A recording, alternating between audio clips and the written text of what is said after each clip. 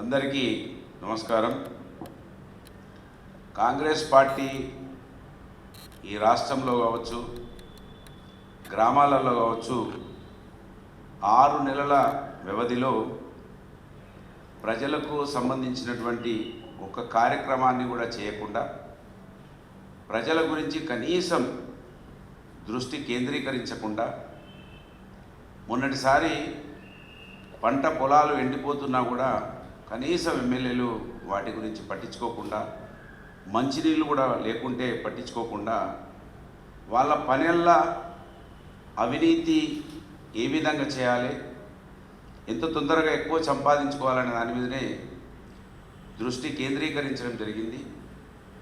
దానికోసం మంథని నియోజకవర్గంలో మరి అనేక అవినీతి అక్రమాలు, అటు పెద్దపల్లి, భూపాల్పల్లి జిల్లాలలో ఇసుక మాఫియా, మట్టి మాఫియా తది ఎమ్మెల్యే కన్సర్న్లలో జరుగుతూ ఉన్న విషయాన్ని ఈ సమాజం దృష్టికి, ఇవాళ కాంగ్రెస్ పార్టీ అంటేనే మోసం చేసి ప్రజలను మభ్యపెట్టి ముందుకెళ్తుందని ఒకప్పుడు అనంగా వినేవాళ్ళం. ఇవాళ చూస్తున్నాము. కాంగ్రెస్ పార్టీ అంటేనే మోసము, కాంగ్రెస్ పార్టీ అంటేనే దగా అనేదానికి ఇవాళ నిలువుటెత్తు సాక్ష్యంగా మనం చూస్తున్నాం.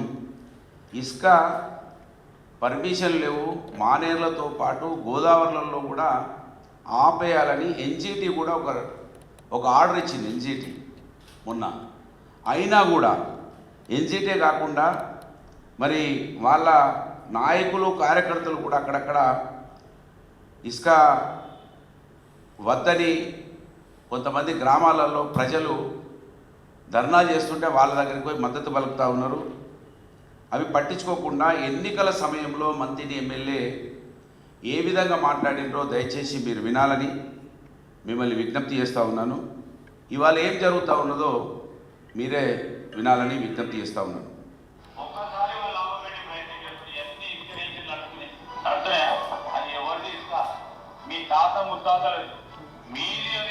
దాన్ని దోచుకోబోతున్నా లేదా తిరిగి ఆ సొమ్ము మళ్ళీ తీసుకొచ్చే ప్రయత్నం చేస్తారు. 30వ తారీఖు నాడు మీ సొమ్ము మీరు తీసుకోవాలి. తీసుకొని ఏం చేస్తారు? అప్పుడు అలాగే బుద్ధి వస్తుంది. ఏమంటుండు మంత్రి ఎమ్మెల్యే? తాత ముత్తాతల ఆస్తి దోసుకపోతున్నారు, ఇసుక అంతా కూడా పట్టుకపోతున్నారని ఎన్నికల సమయంలో ఎమ్మెల్యే దాని మీదనే మాట్లాడింది. డబ్బు తీసుకొస్తారు, పంచిపెడతారు అన్నాడు. ఆయనే ఓటుకు 2000 చొప్పున మొన్నటి ఎన్నికలలో పంచిపెట్టిండు. అంతకుముందు దాదాపు 500 రూపాయలు పంచిపెట్టిండు. ఇవాళ 2000 రూపాయలు ఓటుకు పంచిపెట్టిండు. ఇవాళ మళ్ళీ వాళ్ళే టెండర్లు పిలిచింది. ఇవాళ గవర్నమెంట్ కొత్తగా టెండర్లు పిలిచింది. మళ్ళీ ఎన్జిటి వద్దని చెప్పినా కూడా కొత్తగా టెండర్లు పిలిచిండ్రు. ఈ లారీలన్నీ కూడా మావే అన్నారు. ఈ టెండర్లు పిలిచి గవర్నమెంట్ కూడా వీళ్ళు డబ్బు జమ చేస్తలేరు. లారీలు మొత్తం ప్రతిరోజు దోపిడే.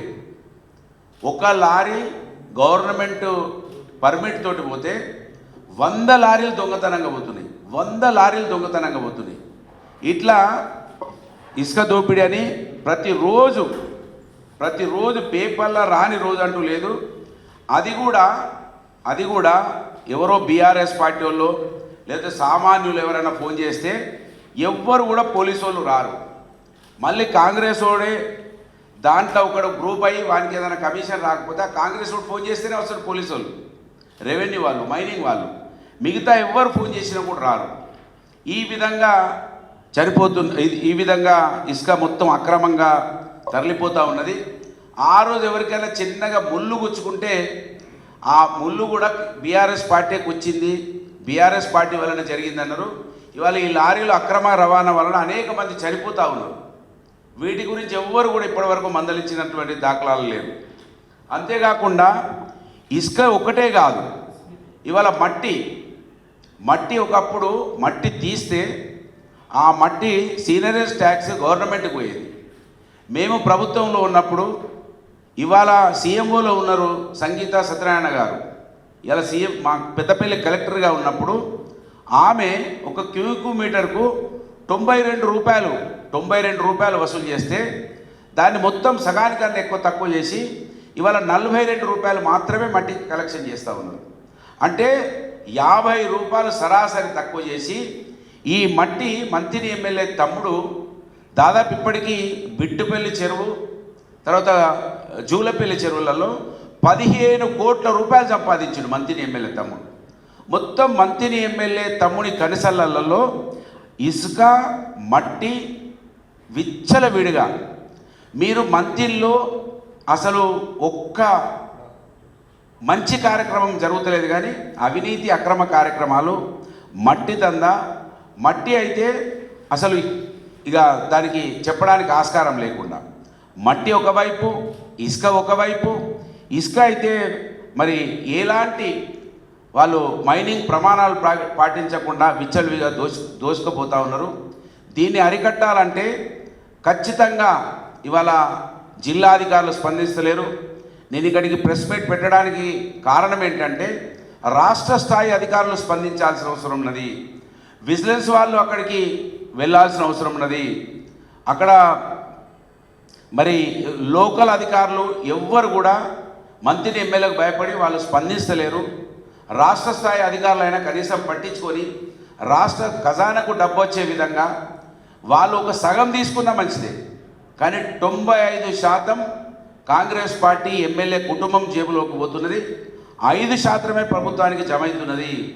దీన్ని దయచేసి ప్రజల సొమ్ము కాంగ్రెస్ పార్టీకి సంబంధించిన ఎమ్మెల్యే కుటుంబం జేబులలోకి పోతున్నది. దీన్ని కాపాడాల్సిందిగా మీ ద్వారా ప్రభుత్వాన్ని డిమాండ్ చేస్తూ ఉన్నాను. ఈ అవినీతి అక్రమాలకు అడ్డుగా మారినటువంటి మంత్రి నియోజకవర్గంలో కొంచెమైనా ప్రజలకు సంబంధించిన పాలన, మంత్రికి సంబంధించినటువంటి అనేక అభివృద్ధి కార్యక్రమాలు మేము తీసుకొచ్చి నడిపిస్తున్నటువంటి క్రమంలో ఇవాళ మా ప్రభుత్వం లేక మేము ఆ పనులను పర్యవేక్షించే అవకాశం లేదు కనుక అనేక బ్రిడ్జిలు కావచ్చు, ప్రాజెక్టులు కావచ్చు, వాటిని ముందుకు నడిపించాల్సినటువంటి ఎమ్మెల్యే, ముఖ్యమంత్రి దగ్గర నిధులు తీసుకొచ్చి ఆ పనులు ముందుకు తీసుకెళ్లాల్సిన ఎమ్మెల్యే ఇప్పటి వరకు ఒక అధికారులతో రివ్యూ లేదు. ఆ వాటికి సంబంధించిన డబ్బులు తీసుకొచ్చి ఫైనాన్స్ నుంచి డబ్బులు తీసుకొచ్చి కేటాయింపులు లేవు, ఏవి కూడా లేవు.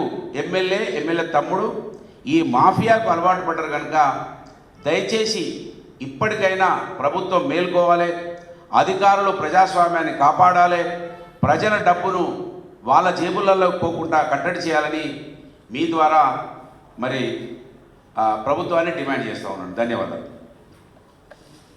అంతేకాదు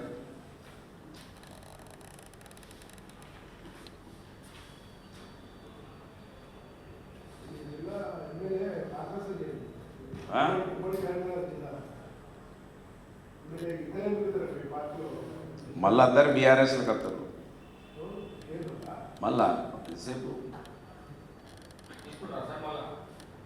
వాళ్ళు వచ్చే ప్రయత్నం చేస్తారు.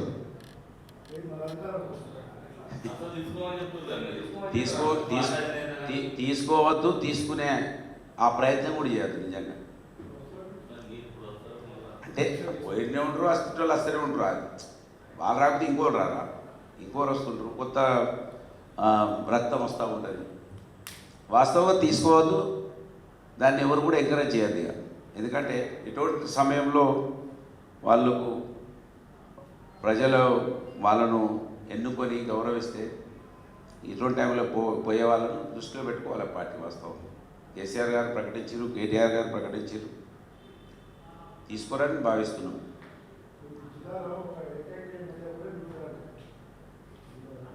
ఇంతకుముందు ఏకైక ఎమ్మెల్యే లేకుండా జీవన్ రెడ్డి ఎవరు ఒకరే ఉండే, జీవన్ రెడ్డి ఉండే 14. ఆయన ఒక్కడే ఉంటాడు కావచ్చు, మంచిగా ఆయనకే ఎక్స్పోజర్ ఎక్కువ వస్తుంది, ఆయనకే ఎక్కువ మైక్ అవకాశం వస్తుంది. ఇప్పుడే ఇంకెక్కువ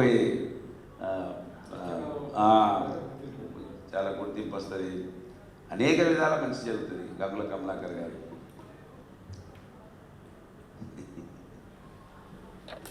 థ్యాంక్ యూ, ధన్యవాదాలు.